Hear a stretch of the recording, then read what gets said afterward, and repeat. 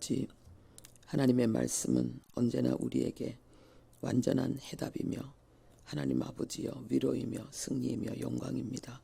오늘도 하나님 말씀 가운데 우리가 변화되어지고 하나님 앞에 더욱더 아버지여 믿음으로 은혜의 보좌 앞에 담대히 나가는 아버지, 그래서 주의 은혜로 새로워지는 역사 허락하여 주옵소서. 예수님의 이름으로 기도합니다. 아멘. 룻기 1장 1절부터 5절입니다.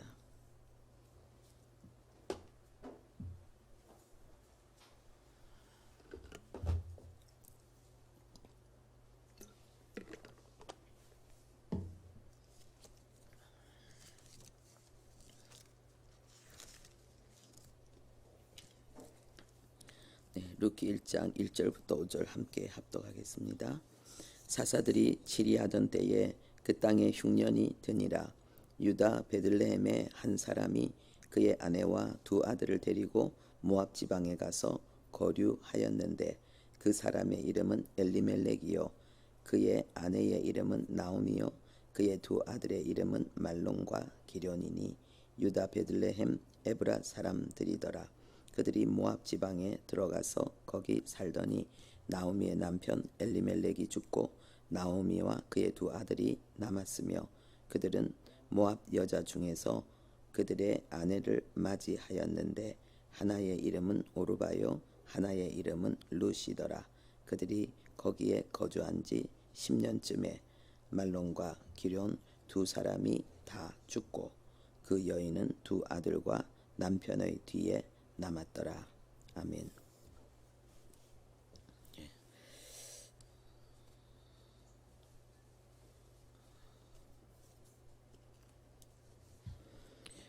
이 시대가 사사들이 치리하던 때다라고 말하고 있는데 사실은 사사 시대의 초기를 가르치고 있습니다. 어떻게 알 수 있는가? 이 룻기에 등장하고 있는 보아스를 통해서 지금 이 시대가 사사기 초창기라는 것을 알 수 있습니다. 룻기 4장 21절에 보아스의 아버지가 누군가라는 것을 가르치고 있습니다. 보아스는 살몬은 보아스를 낳고 그랬습니다. 그러니까 보아스의 아버지가 살몬이라는 것을 4장 22절에 1절에 이야기하고 있는 것입니다. 그러면 살몬이 도대체 누구입니까? 마태복음 1장 5절에 보면은 살못은 라합에게서 보아스를 낳고 그랬습니다. 그러니까 살몬은 라합의 남편이라는 거예요.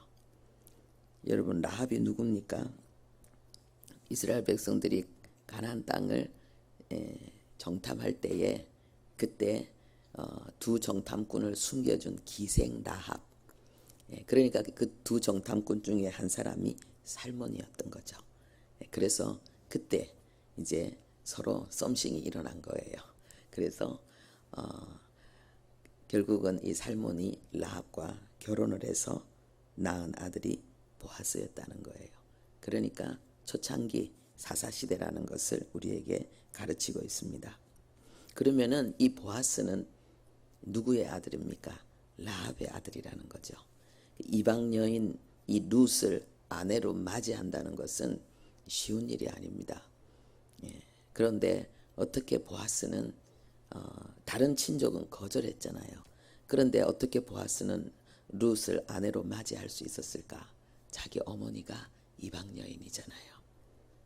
그래서 룻을 이방 여인에 대한 그런 편견이 없이 오히려 더 이방 여인이기 때문에 더 특별한 동정심, 긍휼의 마음을 가지고 보아스는 룻을 바라보았을 것입니다. 그리고 룻을 구원하기 위해서 기꺼이 기업을 무르는 고엘의 그 사명을 감당했을 것입니다.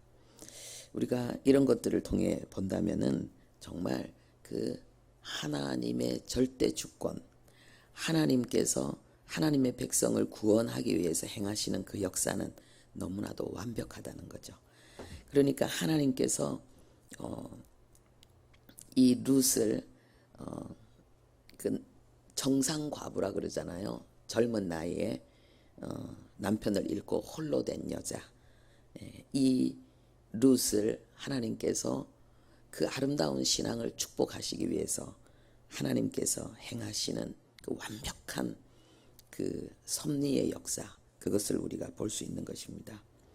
그래서 우리가 예수를 믿을 때에 우리가 정말 하나님 앞에서 우리의 그 삶 전체를 하나님께 완전히 맡기고 하나님께 의존한 삶을 살아도 된다는 거예요. 그리고 그렇게 해야 된다는 거예요. 예. 하나님이 마태복음 10장 30절에 보면은 너희들의 머리카락까지 다 세고 있다는 거예요. 이것은 정말 그 세상적으로 보면은 스토커도 그런 스토커가 없는 거예요. 그죠? 이거는 우리가 상상할 수 없는 너무나도 집요한 하나님의 사랑인 거예요. 그런데 그 사랑은 우리를 위해서 온갖 일을 다 해내신다는 거예요. 그래서 내가 너에게 아들도 아끼지 않고 주었는데 내가 너에게 무엇을 더 아끼겠느냐. 하나님 그렇게 말씀하고 있습니다. 예. 하나님께서 이 룻에게 이 보아스라는 멋진 남편을 하나님은 은혜로 주셨지만은 하나님 편에서 볼 때는 그것이 은혜로 주신 역사이지만은 이것이 룻의 입장에서는요, 하나님께 자신의 모든 삶을 맡긴 그 믿음의 결과로 하나님께 얻고 누리는 은혜입니다.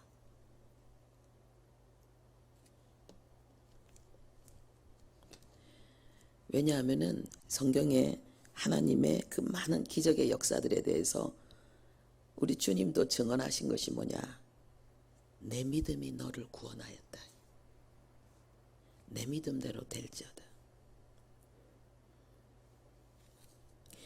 예. 여기 그 흉년이 나오고 있습니다. 예. 베들레헴 땅에 흉년이 들었다는 것입니다. 성경에 보면은 이 흉년으로 인해서 막 고통을 겪는 그 부분에 대해서 이 흉년이 하나님 앞에 죄로 인한 징벌이라는 그런 내용들이 성경에 나오고 있습니다. 그런데 중요한 것은 뭐냐면요, 흉년이 생겼다 할지라도 그 흉년을 어떻게 그 반응하느냐, 그 흉년을 어떻게 대하느냐, 이게 더 중요한데, 베들레헴이 떡집이잖아요. 베들레헴이 떡집에 지금 이게 흉년이 들었는데, 이 실질적인 물리적인 흉년보다 더 중요한 것은 말씀의 은혜를 잃어버린 이 나오미의 가정이에요. 그 육적인 흉년의 때에 더 심각한 것은 영적인 흉년을 이 나오미의 가정이 맞이했다는 것입니다. 왜 그렇습니까? 예, 그의 남편이 이 흉년의 때에 모압 지방에 가서 거류했는데 여기에서 모압 지방에 가서 그랬는데 이 간다는 이 말의 이 문법이 뭐냐면요, 즉시 갔다는 걸 표현하고 있어요. 예, 그러니까는 흉년이 생기자마자 이 나오미의 가정에 남편 이 엘리멜렉이 즉시 모압 지방으로 옮겨갔다는 거예요. 여기에서 왜 성경은 즉시 갔다는 것을 우리에게 문법으로 가르치고 있는가? 그는 기도하지 않았다는 거예요. 그는 하나님의 뜻을 묻지 않았다는 거예요. 그는 그냥 환경이 어려우니까 그 어려운 환경을 해치기 위해서 즉각적으로 인간적인 반응을 했다는 거예요. 이 나오미의 남편의 신앙을 우리에게 알리고 있습니다. 그는 100% 자신의 의지로, 자신의 뜻으로 갔습니다. 어떻게 그걸 알 수 있느냐? 이 가서라는 이것이요, 남성 단수로 되어 있어요. 그러니까 이것이 그 남편 하나의 뜻이라는 게 나오미의 뜻이 아니었다는 거예요. 나오미는 전혀 그럴 마음이 없었다는 거예요. 그런데 남편이 너무나도 강하게 그 불신앙으로 그 인본주의로 그 모든 가정들을 통제하고 이끌었다는 거예요. 가정의 영적인 리더가 누구인가? 그것이 굉장히 중요합니다. 우리가 가정에서 그 가정을 이끌어가는 리더가 하나님 앞에서 불신앙의 사람이 아니라 하나님 앞에서 신앙의 사람이 될 때에 그 가정은 달라질 수 있는 거예요. 그런데 이 나오미는 남편이 너무 강하게 리더하기 때문에 어쩔 수 없이 끌려갔는데, 그런데 거기서 엘리멜렉이 죽었습니다. 그런데 이 엘리멜렉의 이 죽음도 즉시 죽었다라고 말하고 있습니다. 가자마자 얼마 안 돼서 죽었다는 거예요. 그리고 이 엘리멜렉은 자기의 죄로 인해서 죽었다라는 것을 문법이 가르치고 있습니다. 그래서 이게 단순한 죽음이 아니고 죄로 인한 징벌로 그가 죽었다는 것입니다. 그냥 뭐 어떻게 피해보거나 죽음을 어떻게 어떻게 미루거나 할 어떤 것도 없이 아주 즉각적으로 그 죄에 의해서 죽었다는 것을 성경은 우리에게 가르치고 있습니다. 그런데 또 두 아들이 모압 여자, 이방 여자와 결혼했습니다. 성경은 분명히 가나안 땅에 들어가서 그 이방 사람들과 결혼하지 말라 그랬어요. 이방의 딸들을 아들에게 주지 말고 며느리로 삼지 말라 그랬습니다. 그런데 이방 여인과 결혼했습니다. 이방 여인과 결혼한 이 부분에 대해서도 성경은 뭐라고 말하느냐? 모압 여자 중에서 그들의 아내를 맞이하였다. 여기에 부분에 대해서도요. 문법으로는 그들이 즉각적으로 맞이했다라는 것을 가르치고 있고, 그들이 남성이 복수로 이것을 맞이했다라고 말하고 있습니다. 그러니까 여기에도 나오미의 뜻이 아니었던 거예요. 그러니까 두 아들을 맞이하는 것도 나오미의 뜻이 아니었고 두 아들의 뜻이었다는 거예요. 그 아버지의 신앙이, 그 아버지의 하나님 앞에서의 그 불신앙이 그 두 아들에게도 그대로 전달되어진 거예요. 이 두 아들은 어머니의 신앙을 본받은 것이 아니라 아버지의 불신앙을 본받아서 모압 여인과 아무 꺼리낌이 없이 아무 망설임도 없이 그냥 결혼했다는 거예요. 여러분, 이때 우리가 나오미가 겪을 그 마음의 깊은 고통, 믿음이 없는 남편, 믿음이 없는 두 아들, 그리고 이 두 아들까지도 결국은 죽게 되는 이런 상황 속에서 이 나오미가 얼마나 힘들었겠습니까? 우리 가정의 영적인 리더가 누구인가? 이것이 굉장히 중요합니다. 그래서 우리가 보면은 이 라합은 창기였습니다. 성경은 라합이 창기라고 정확하게 기록하고 있습니다. 그런데 이 라합은 창기였지만은 이 라합은 영적인 리더였어요. 그래서 그 라합의 믿음으로 그 여리고의 모든 사람이 다 죽을 때에 라합의 가족들은 살아남았어요. 그런데 이 나오미는 믿음의 여인이었지만은요, 자기 남편의, 자기 두 아들의 그 불신앙을 제압시키지 못하고 끌려갔어요. 남편의 불신앙에 끌려가고 두 아들이 또 아버지를 본받아서 이방 여인과 결혼하는 것도 막아낼 수 없는 영적인 힘이 없어요. 우리가 하나님 앞에 그 가정의 그 영적인 리더가 누구이냐에 따라서 그 중요한 가정의 운명들이 결정된다는 것을 우리가 깨달아야 되겠고, 우리가 하나님 앞에 믿음을 가졌을 때 결코 믿지 않는 그러한 신앙이 가정의 주도권을 장악하지 않도록 우리가 영적인 그런 강인한 모습을 우리가 발휘할 수 있어야 되겠습니다. 라합은 자기의 믿음을 가지고 목숨을 건 모험을 했어요. 그렇죠? 그 정탐꾼을 숨긴다는 것은 들키면 죽는 거예요. 그런데 그것을 감행한 거예요, 라합이. 그래서 우리가 가정에 믿음이 부족한 사람들과 같이 우리가 영적인 대치 상태에 있을 때에 우리가 인간적으로는 사랑하고 존경하고 위해야 되지만은 영적으로는 아주 강력한 전사로 우리가 서야 됩니다. 성경에 보면은 그런 사람들이 많이 나옵니다. 실제 우리 신앙에도 그렇습니다. 그래서 저는 그 진돗개 전도왕 있잖아요. 그 대단한 하나님의 역사를 이룬 분이잖아요. 그런데 그 부인이 더 대단해요. 그 남편의 불신앙을 견뎌내고 이겨내는데 그 부인이 얼마나 처절하게 하나님 앞에 부르짖어 기도했는지, 밤새 절해하는 것은 말할 것도 없고 남편에게 쫓겨나기가 일수고, 그리고 얼마나 많은 시간을 하나님 앞에 부르짖어 기도했는지.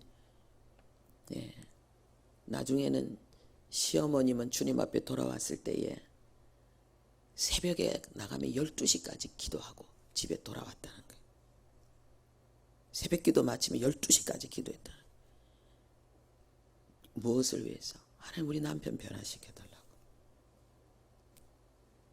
하나님 그 기도를 들으시고 하나님 역사하신 거죠.